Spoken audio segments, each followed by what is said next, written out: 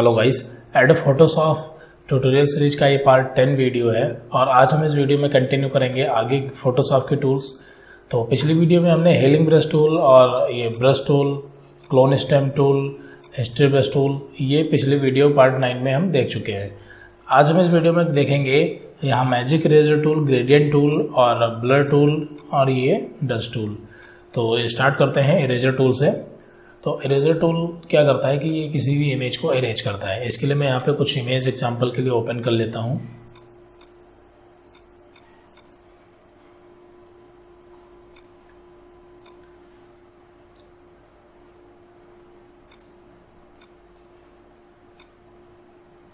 जैसे ये इमेज हमने ले ली। अब अगर इरेज टूल का इस्तेमाल हम करते हैं और इसका साइज वगैरह हम बड़ा कर सकते हैं अपने अकॉर्डिंग, जो रखना चाहें।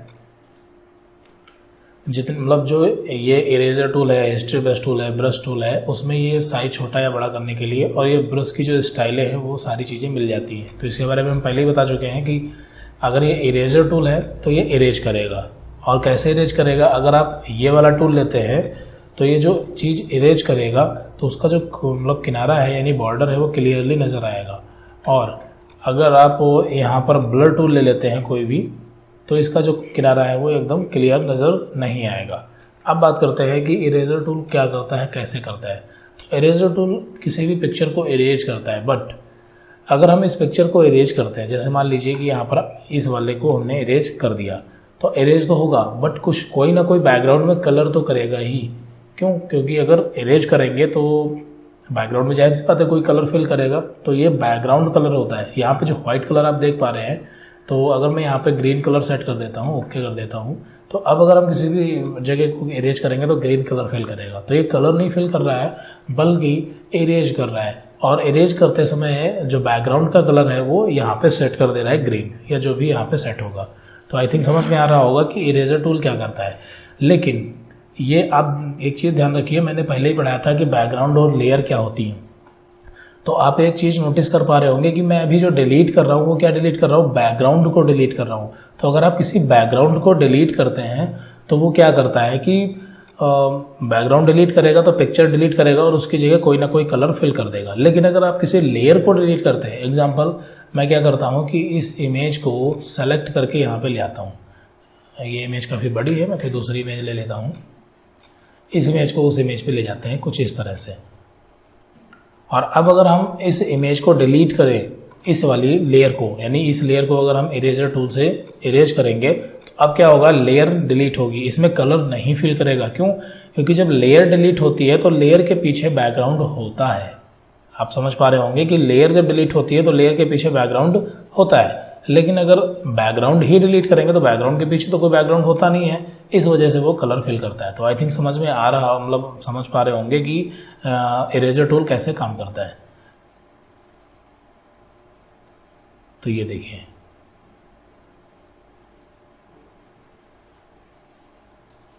ये हो गया। तो इरेजर टूल क्लियर हो गया। उसके बाद अगला टूल है बैकग्राउंड इरेजर टूल। अब बैकग्राउंड इरेजर टूल क्या करता है, ये बैकग्राउंड को ही डिलीट करता है।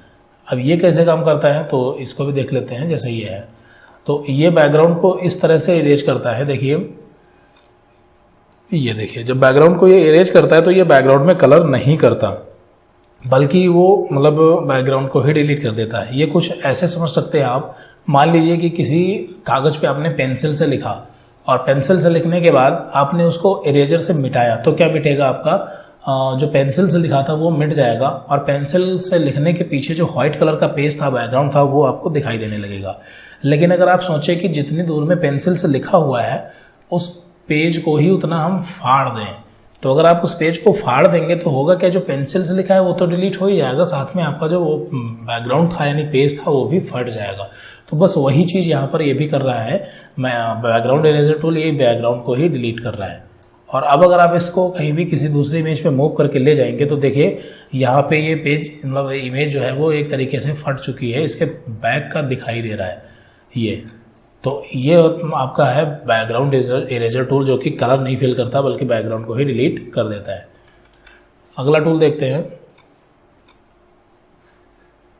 अगला टूल है magic eraser tool. Magic eraser tool क्या करता है कि ये एक जैसे कलर को डिलीट कर देता है, जैसा कि हम पिछले वीडियो में देख चुके हैं मैजिक पेन टूल। तो मैजिक पेन टूल क्या करता था, एक जैसे कलर को सेलेक्ट कर लेता था।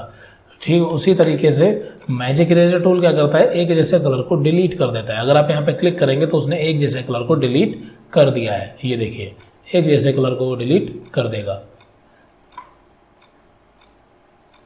तो एक जैसा कलर उसको जहाँ जहाँ भी मिल रहा था उसने फटाफट वो चीज़ें डिलीट कर दी है। अब आप इसको कहीं भी ले जा सकते हैं। तो आई थिंक समझ में आ गया होगा कि ये इरेजर टूल किस तरह से काम करते हैं तीनों।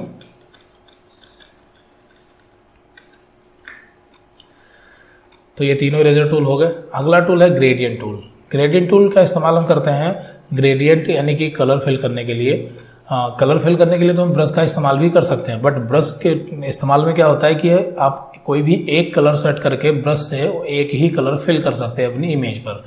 लेकिन अगर आपको कई सारे 2-3 कलर मिक्स करके आपको एक ग्रेडियंट तैयार करना हो और फिर कलर भरने हो तो उसके लिए क्या करेंगे, तो उसके लिए आपको फिर ग्रेडियंट टूल का इस्तेमाल करना होगा। और ग्रेडियंट टूल में आप यहाँ से कोई भी ग्रेडियंट इस्तेमाल कर सकते हैं। उसका कलर कितना कम या ज़्यादा रखना है वो चीज़ आप यहाँ से सेट कर सकते हैं। कौन सा ग्रेडियंट रखना है वो भी आप यहाँ से सेट कर सकते हैं। मान लीजिए कि हमें ये वाला ग्रेडियंट ये वाला रखना है, ओके कर दिया। तो अगर आप यहाँ से कलर हमने सेट ही कर दिया है, अगर आप एक लाइन खींचेंगे तो वो कलर जो होगा आपका यहाँ पे फिल हो जाएगा। इसकी जो ऑपेसिटी है वो 100% है और इसलिए यहाँ पे जो कलर है वो डार्क फिल हो रहा है। इसको मैं वापस लेता हूँ और ये इमेज देखिए, मैं जब यहाँ पे कलर कर रहा हूँ तो ये जो सन की लाइट थी वो दिखाई दे रही। क्यों? क्योंकि ये जो हमने सेलेक्ट कर रखा है इसमें 2 चीज़ें हैं ना, ये लेयर है ना, आपको पता होगा कि ये क्या है, लेयर है। अभी हमने अलग से ला के रखा था और ये बैकग्राउंड है। तो अगर आप बैकग्राउंड को सेलेक्ट करके और फिर उसके बाद अगर आप ग्रेडियंट को फिल करते हैं तो वो जो ग्रेडियंट है वो कहाँ फिल होगा, वो आपका बैकग्राउंड पे फिल होगा इस तरह से। और अगर आप एक सेकंड में यहाँ पर मोड जो होता है, आप एक चीज नोटिस करिए कि यहाँ पर जो ग्रेडियंट का मोड है वो कलर में है, जबकि नॉर्मल होना चाहिए। बाय डिफॉल्ट नॉर्मल ही होता है, मैंने भी चेक किया था, इस वजह से कलर लगा था। तो मैं इस मोड को नॉर्मल कर देता हूँ और नॉर्मल करने के बाद में कलर करता हूँ। तो देखिए जो बैकग्राउंड पे कलर हो रहा है तो बैकग्राउंड पे तो हो रहा है बट उस लेयर पे नहीं हो रहा, क्योंकि एक टाइम में सिर्फ एक ही जगह पे कलर होगा। अगर आप इसको सेलेक्ट करेंगे और फिर उसके बाद अगर आप ग्रेडियंट इस्तेमाल करते हैं तो ये कलर जो है वो लेयर पे होगा और लेयर जो थी आपकी, जो लेयर थी वो ऊपर थी और उसके ऊपर कलर होगा तो बैकग्राउंड ऑटोमेटिक छिप जाएगा। ऐसा नहीं है कि सिर्फ लेयर पर ही कलर होगा। अगर आप लेयर पे कलर करते हैं तो बैकग्राउंड तो ऑटोमेटिक छिप जाएगा और अगर आप बैकग्राउंड पे कलर करते हैं तो लेयर नहीं छिपेगी। अब ये बैकग्राउंड पे हम लाइन खींच रहे हैं फिर भी ये यहाँ पे लेयर छिप रही, इसलिए क्योंकि मूव टूल से हमने सिलेक्शन इसका कर रखा था। अब इसका करेंगे और फिर अगर ग्रेडियंट इस्तेमाल करेंगे तो ये इस तरह से काम करेगा, यानी बैकग्राउंड पे ग्रेडियंट फिल करेगा। तो आगे बढ़ते हैं, ग्रेडियंट के कुछ और भी इस्तेमाल देखते हैं। तो ग्रेडियंट टूल में यहाँ से पहली बात तो हम कोई भी ग्रेडियंट कलर सेट कर सकते हैं। दूसरी चीज़, मैं यहाँ पे ये वाला कलर सेट कर लेता हूँ थोड़े समय के लिए, ये वाला, ओके। और इस इमेज पे कलर ग्रेडियंट फिल करता हूँ। तो अगर मैं ऐसे नॉर्मली फिल करता हूँ तो कुछ इस तरह से फिल होगा। अगर इसकी मैं ऑपेसिटी कम कर दूँ, यानी इस तरह से अगर अब फिल करूँ तो कुछ ये इस तरह से कलर करेगा, क्योंकि ऑपेसिटी इसकी कम हो चुकी है ना। तो अब इसका भी इस्तेमाल आप कहीं भी कर सकते हैं किसी भी इमेज पे इस तरह से कलर करने के लिए। दूसरी चीज़, एक सेकेंड, तो यहाँ पे मैं इसकी ऑपेसिटी को फुल कर देता हूँ और इसमें मोड में कई सारे मोड दिए गए हैं। आप इसमें से जो भी इस्तेमाल करेंगे, कोई भी इस्तेमाल कर सकते हैं। जैसे मैं यहाँ पे सैचुरेट का इस्तेमाल करता हूँ तो ये देखिए कुछ इस तरह से इफेक्ट एक पड़ जाएगा ग्रेडियंट का। अगर आप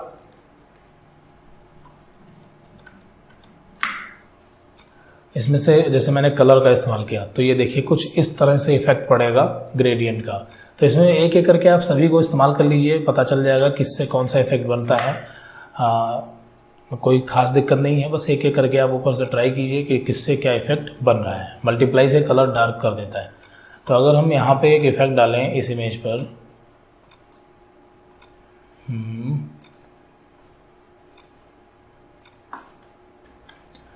अब इस इमेज पे हम यहाँ पर ग्रेडियंट का एक इफेक्ट डाल रहे हैं कलर का, तो देखिए कैसा इफेक्ट जनरेट हो रहा है। तो ये कुछ इस तरह से इफेक्ट इसके ऊपर जनरेट हो रहा है, बस सिर्फ एक लाइन खींचने के बाद ही।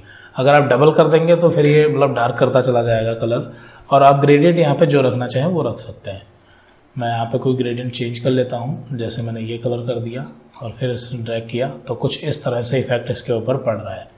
कलर यहाँ पे मोड मैंने कलर रखा हुआ है। अगर नॉर्मल रखते हैं तो क्या होगा, तो नॉर्मल में ये कुछ इस तरह से फिल कर देगा। सिंपल नॉर्मल में इस तरह से इसलिए फिल करेगा क्योंकि ऑपोसिटी इसकी 100% है, तो जाहिर सी बात है जो कलर होगा वो 100% डार्क होगा।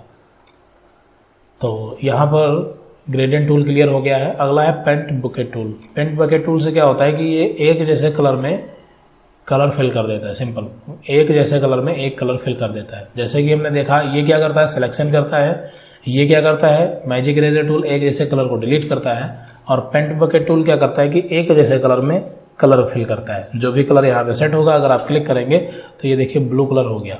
ये देखिए क्योंकि ब्लू कलर सेट है और जैसे जैसे आप जहाँ जहाँ भी क्लिक करेंगे वो ब्लू कलर करता चला जाएगा। तो आई थिंक ये समझ में आ गया होगा। आगे बढ़ते हैं, अगला टूल देखते हैं।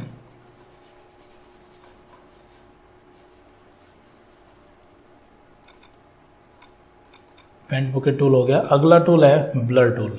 ब्लर टूल क्या करता है, ये किसी भी इमेज को ब्लर कर देता है। पूरी इमेज को नहीं ब्लर करता क्योंकि ये एक ब्रश है, जितनी जगह में आप चलाएंगे उतना एरिया ये ब्लर कर देगा। ब्लर टूल उतना एरिया ब्लर कर देगा। तो मैं यहाँ पे कोई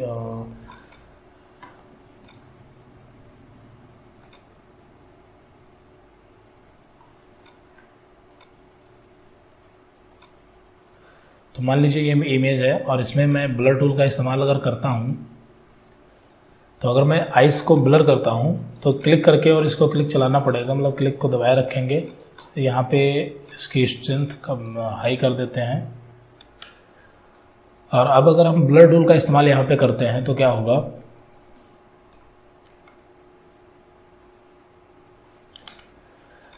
तो इसको क्लिक करते हुए जैसे जैसे हम चलाते जाएंगे ये जो आइस है वो ब्लर होती जाएगी। यानी इस ब्रश को हम जहाँ कहीं भी चलाएंगे वो एरिया ब्लर होता चला जाएगा। इसको मैं नॉर्मल मोड में ले लेता हूँ और फिर इसको मैं ब्लर करता हूँ। तो आप देख पा रहे होंगे कि ये जो आइस है वो ब्लर होती जा रही है।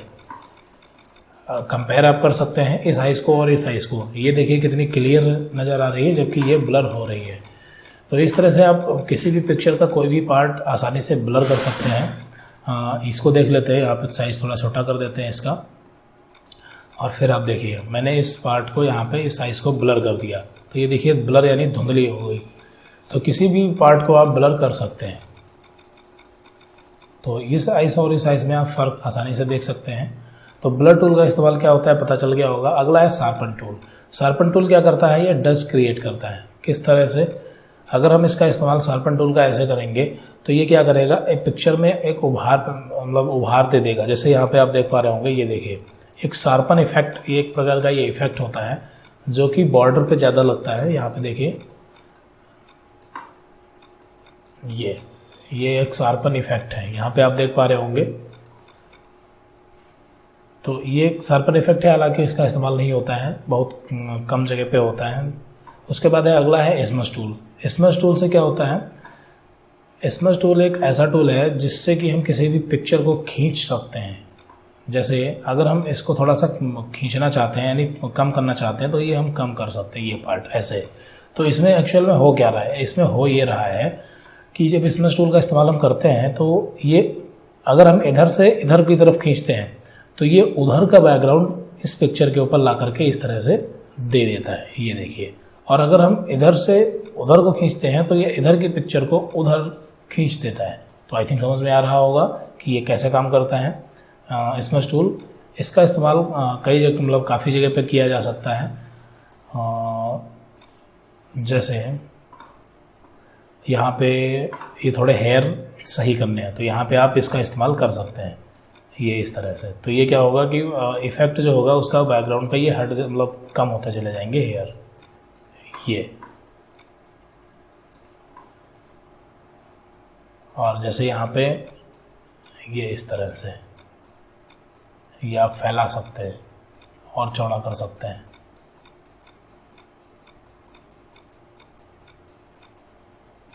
इस तरह से। तो आई थिंक समझ में आ रहा होगा कि कैसे काम किया जाता है। ये स्मज टूल क्या करता है कि अगर हम इधर इससे इधर को उधर खींचते हैं तो ये इस पिक्चर को उधर कर देगा।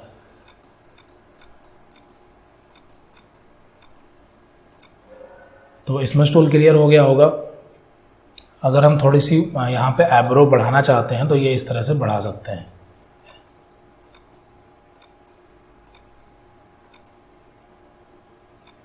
लेकिन उतनी क्लियर नहीं होंगी क्योंकि ये जो है मतलब खिंचाव उत्पन्न कर देता है, यानी खींच देता है इमेज को।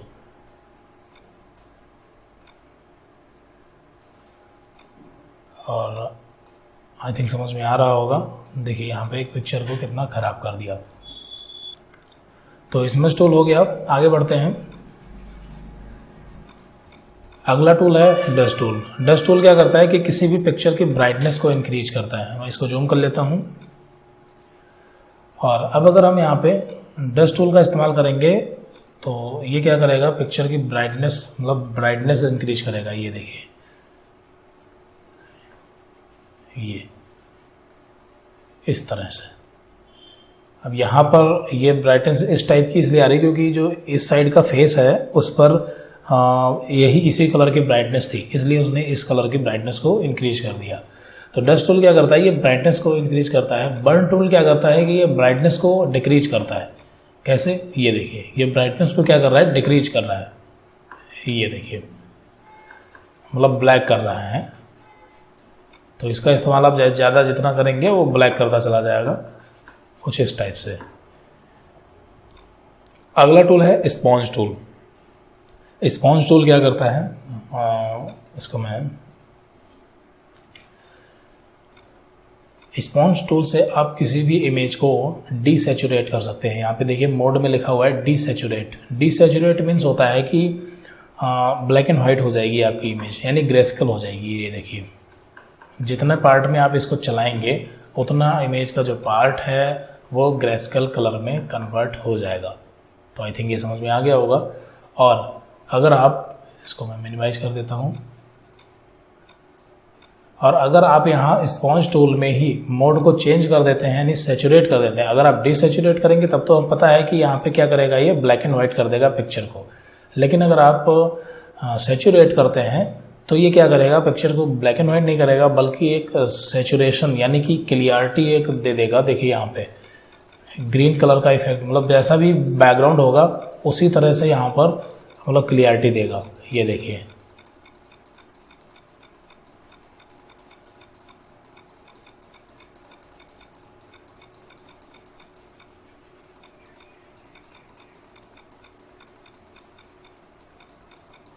ये देखिए कितना क्लियर कर दिया इसने। अगर हम इसको देखना चाहें पहले कैसा था तो हिस्ट्री ब्रश का इस्तेमाल करेंगे तो देखिए ये पहले कैसा था और अभी ये ऐसा हो गया। ये देखिए डिफरेंस आपको पता चल रहा होगा। ये देखिए हल्का सा डिफरेंस है। यहाँ पर भी कहीं भी आप इस्तेमाल कर सकते हैं। देखिए ये हिस्ट्री ब्रश टूल पहले इस्तेमाल कर दिया, अब स्पॉन्ज टूल का इस्तेमाल करते हैं सैचुरेट।